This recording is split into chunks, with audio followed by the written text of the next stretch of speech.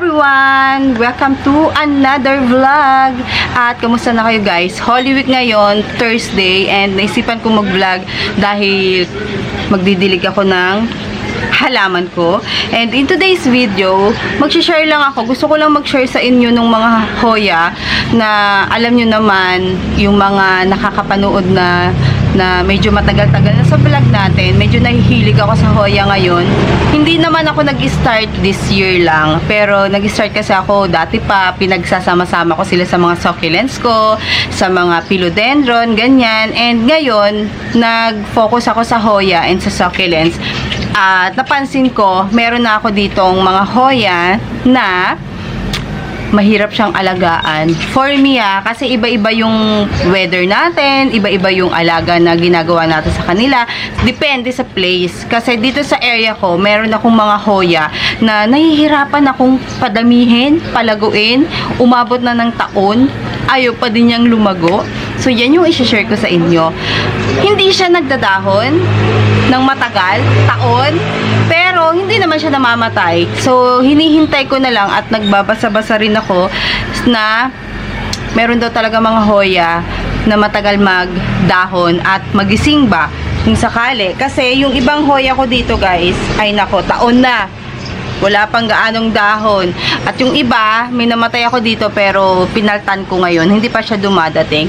So, ang topic natin, katulad ng sinasabi ko, is yung mga hard hoya or nahihirapan akong palaguin or nahihirapan akong pagandahin dito sa area ko. And hopefully, this year, gumanda na sila. Less than 10 hoyas yung nandito sa lamesa ko. And yung ipapakita ko sa inyo unang-una, bago ko lang propagate yun.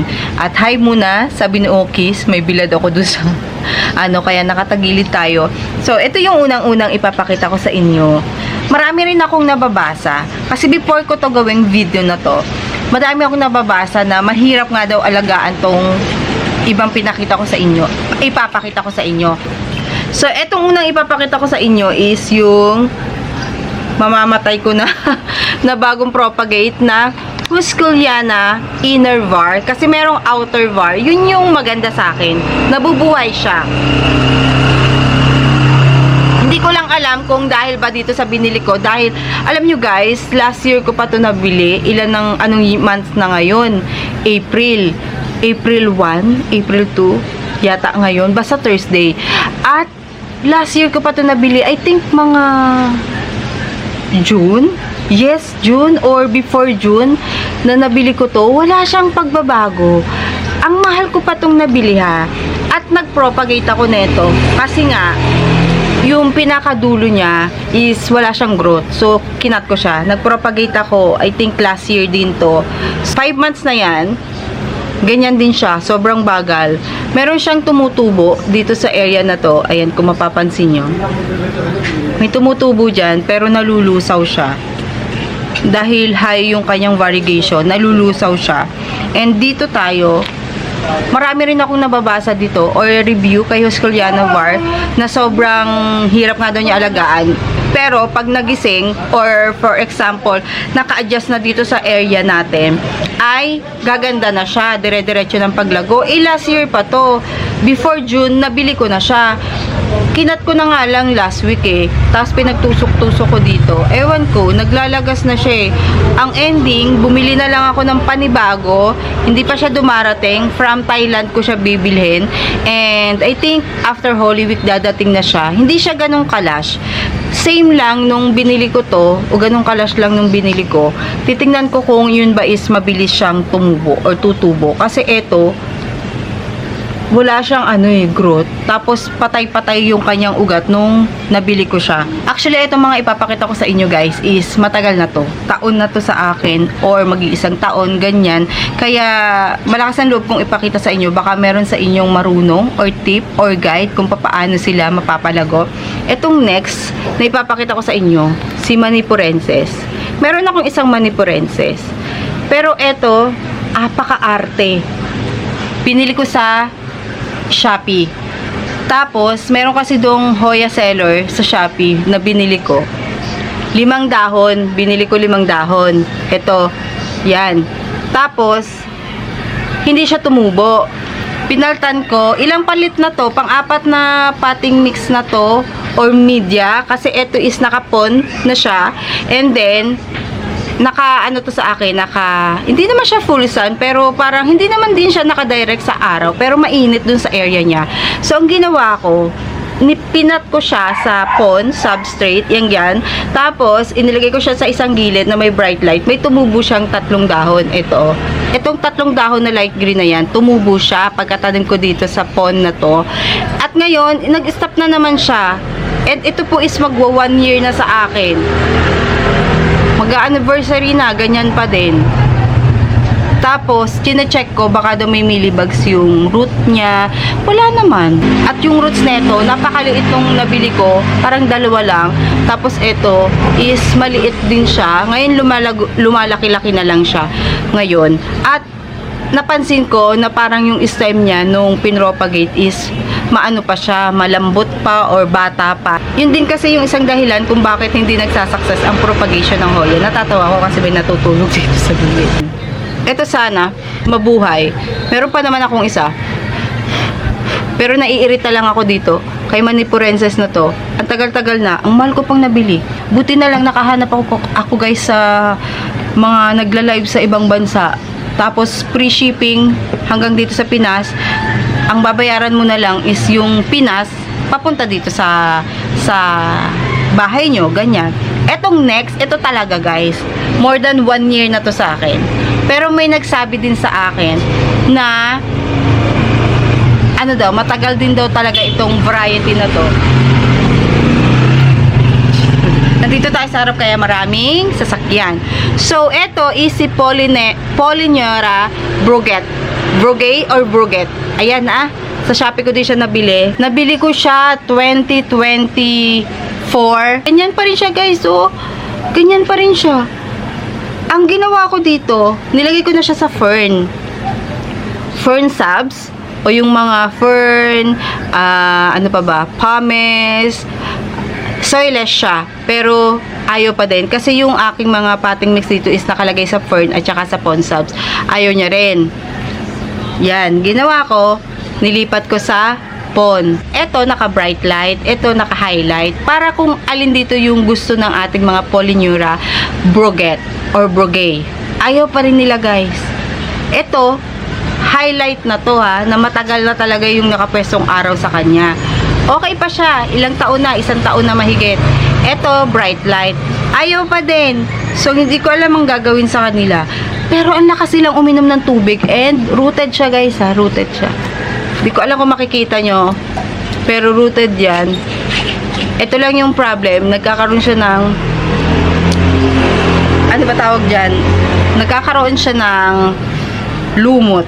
Iniisip ko, bumili na lang kasi isa sa gustong-gusto ko na Polyneura is yung Brugay or tong Bruguet. Ay ayaw naman. Pero may nakausap din ako, meron nga din daw siyang ganito na 1 taon na is hindi pa rin siya nagkaka-new leaves. So, etong next na pinapakita ko sa inyo is si variegated Walliana. Walliana or Walliana. Akala ko, nasa utak ko is si Navawensis var, etong nabili ko. Hindi pala. Matagal-tagal na rin to sa akin. Pero ano lang to, late last year ko nabili. 3 dahon lang to nung nabili ko. Namatay yung isa, ito yung 2 natira. Tapos sumaba naman na siya sa akin. Pero parang hindi ko bet yung paghaba niya. Nasa full sun siya, pero ganyan siya. Hindi ko alam kung ganito talaga siya. Hindi ko siya bet kasi naglalagas yung dahon niya minsan. May mga nalagas din ditong iba. Ayoko lang siyang ipalitan ng pwesto kasi sanay na siya dun sa matinding araw, sa highlight. Ayan, kala ko talaga itong nabili ko guys is si variegated Navawensis. Isa yun sa wishlist Hoya ko. Ay, hindi naman pala. Pero carry lang. Lumalago naman siya. At meron na siyang suloy. Ayan o, may suloy siya. Kita nyo ba? Yun, kita nyo? Ayan o, may suloy siya dyan. Tapos, sumusuloy-suloy na rin siya dito. Hindi ko siya ganun kabet kasi parang malalaglag yung dahon niya. Sa pwestuhan, yung pagka-curl ng dahon niya, feeling ko is mamamatay. Kaya natatakot ako, at least kahit papaano, nabubuhay siya. Yun nga lang, batang-bata pa yung stem nito, guys. Batang-bata. Ayan. Malambot pa yung stem niya. Kaya ingat na ingat ako dyan. Ito namang next na ipapakita ko sa inyo. Guys, 1 taon na mahigit din to. Hindi ko alam kung bakit dun sa isang seller na nabibiling ko. Ito si Nova Gusto, guys. Ayan. 2 stem.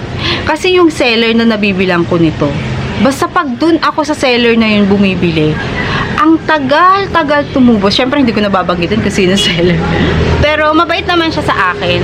Yun nga lang ang problema, pag nagka-cut siya, pinupudpud niya or malapit na siya doon sa node area. Tapos, pagdating dito sa akin, syempre, nililipat ko siya. Hindi kasi gusto ng mga hoya ko nang nakalagay siya sa chips, sa coco chips. At yun yung kanyang propagations, coco chips, coco pit, yun yung kanyang pinaka pang-propagate. Ayaw. Ito guys, saka 1 taon na to sa akin. Tapos, nung niripat ko, nalaman ko na 2 nodes pala to. At para siyang spent node. Kung may idea kayo kung ano yung spent node, yun yung parang hindi na siya magkakaroon pa ng suloy. Ano pa ba yung ibang explanation sa spent node? Basta hanapin nyo na lang guys. Kasi ano siya, parang pudpud na pudpud. Pero taon na to, so sana magkaroon na siya ng suloy. Hindi talaga siya nagkakaroon. Itong isa yung spent node Tapos yung isa, hindi naman, pero wala siyang suloy. Niripat ko na to ng 2 beses. Ayaw pa din. Pag ayaw ni Hoya, doon sa pon, niriripat ko siya sa fern. Pag ayaw niya sa fern, niriripat ko siya sa pon. At minsan, pag medyo malago yung halaman ko, kinakat ko siya, pinaghihiwalay ko isang fern, isang pon, para kung alin yung mag-success. Pero, alam nyo ba guys, dahil nga naiirita ako, ay, hindi ko ba napapakita sa inyo, yan yung itsura ng Nova Ghost ko, ang dungis-dungis niya, naiirita ako sa kanya kasi, ayaw niya mag-down. So, bumili ako last year din. At yung Nova Ghost na nabili ko last year is mother plant na siya ngayon. Naunahan pa to.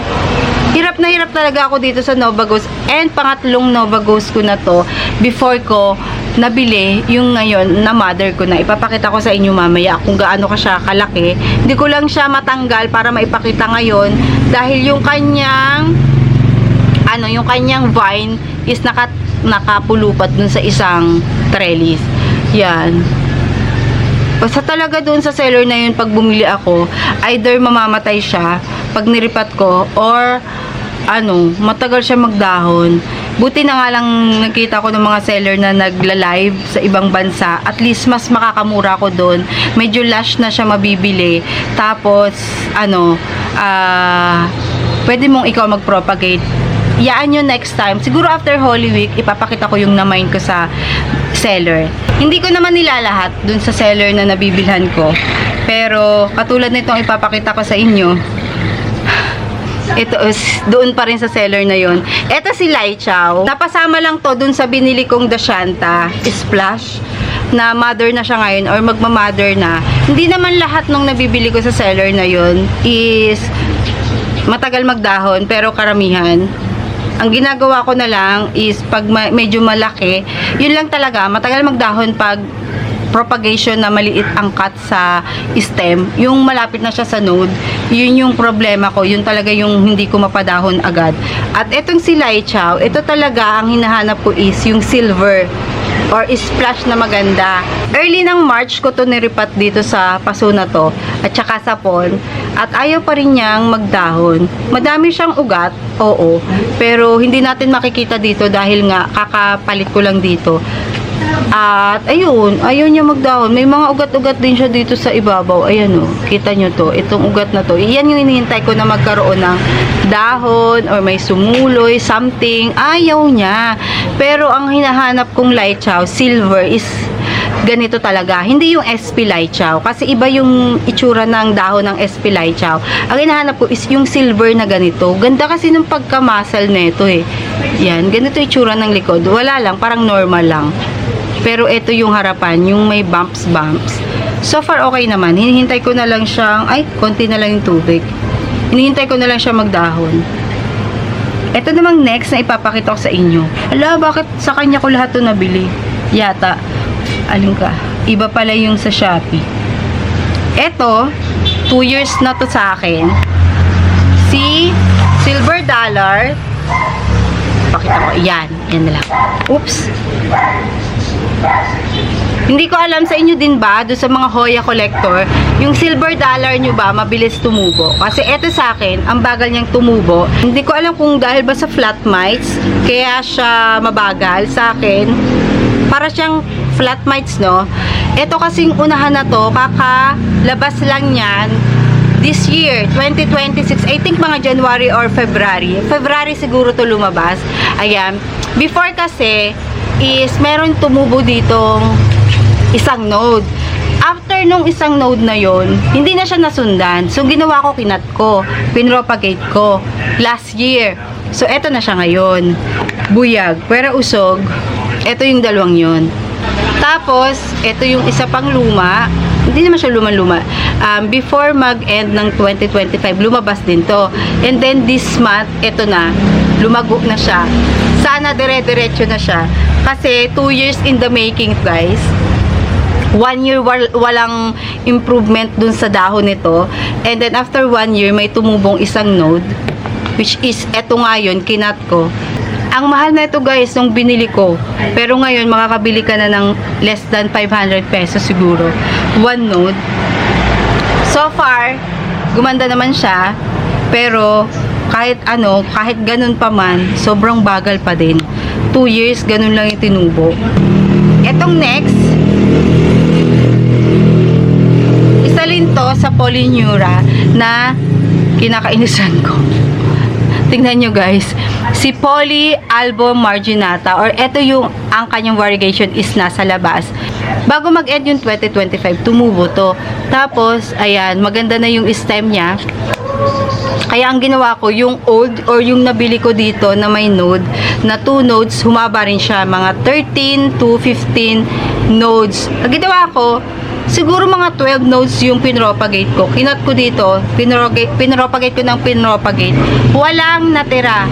Kasi may bibigyan ako, kaya gusto kong buhayin. Sabi nung iba, is mahirap din daw talagang i-propagate si Polyneura albo. Pero feeling ko lang bata pa yung stem niya. Kaya namamatay yung propagation ko. Merong nag-success na isa, pero nung nagalaw ko siya, kasi may tumutubo ng bagong dahon eh, kinutkot ko para yung dahon niya lumabas sapat. Ang nangyari is namatay siya kinabukasan. Ganun siya kaarte. Pero meron naman akong isa pang ganito na dark naman yung pagka-green ng albo niya. Saka ko nalang ipapakita sa inyo. Ayan, ito lang yung talagang problema ko kay Polyneura albo, na nag-propagate ako ng 12 to 13 nodes, namatay lahat. Hindi naman siya pinropagate ng isahang araw, pero namatay siya. At etong natira na to, yan na yung tumubo or sumuloy dito sa nabili ko, kasi ito lang yung nabili ko dati. Ayan o. Yan lang yung nabili ko dati.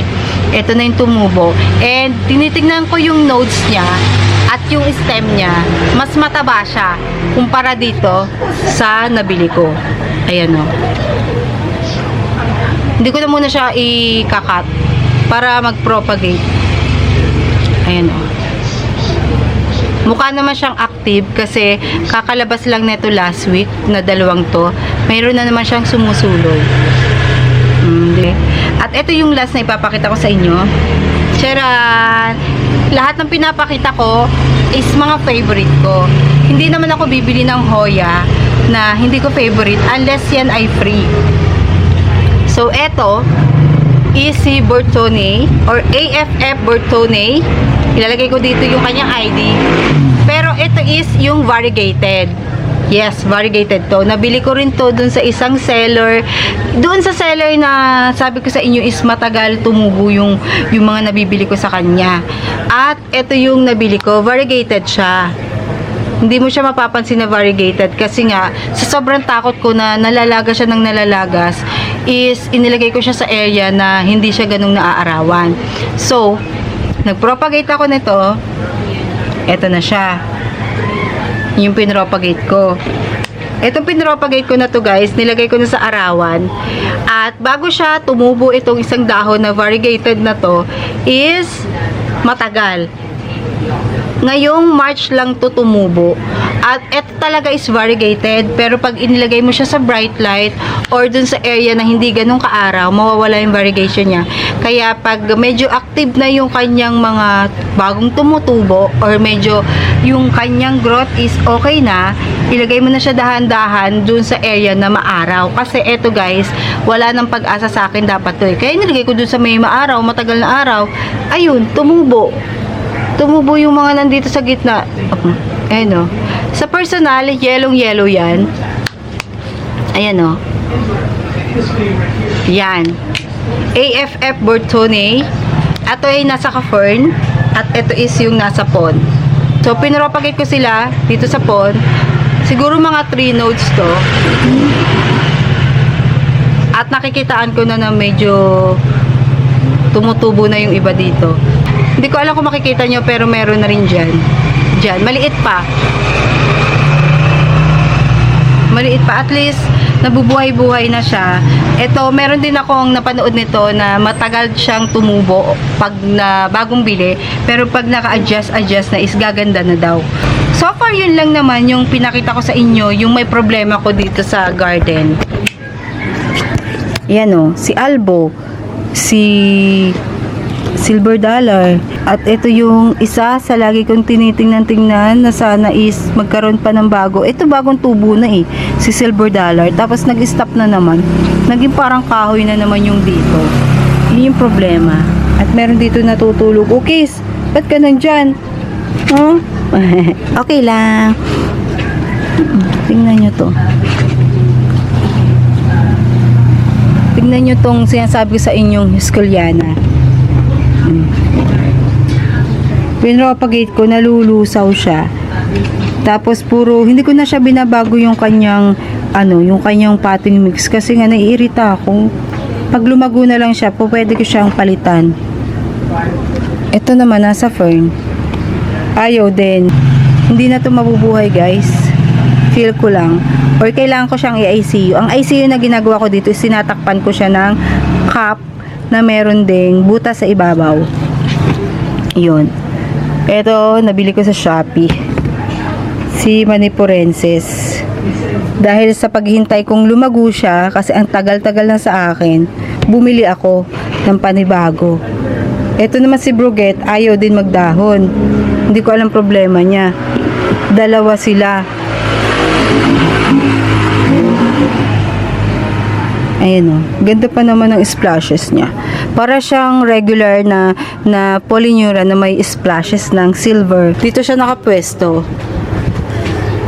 Yan. Ito si Hesculiana na outer var. Maliit ko lang to nabili pero tingnan nyo naman. Oh, di ba? Pero favorite ko kasi or mas gusto ko yung inner var. Yun. Ito yung Nova Ghost. Na kailan lang, early last year, naging mother na binili ko to na 2 dahon lang. Tingnan nyo, isipin nyo 2 dahon ko lang siyang nabili. Tapos may vine lang or stem na hanggang dito. Ayan, tumubo na dito sa akin yan. 2 dahon tapos may 2 patubong dahon dito sa taas. Maliit na maliit pa siya. Pero tingnan nyo naman, oh. Ayun na siya. Hindi ko siya matanggal. Kasi nakapulupot siya dito kay Sarawak ko. At ito is, ibabalik ko siya dito. Iikot ko siya dito sa kanyang trellis.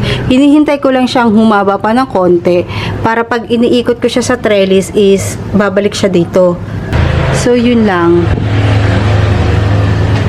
At ako ay magdidilig na. Bye!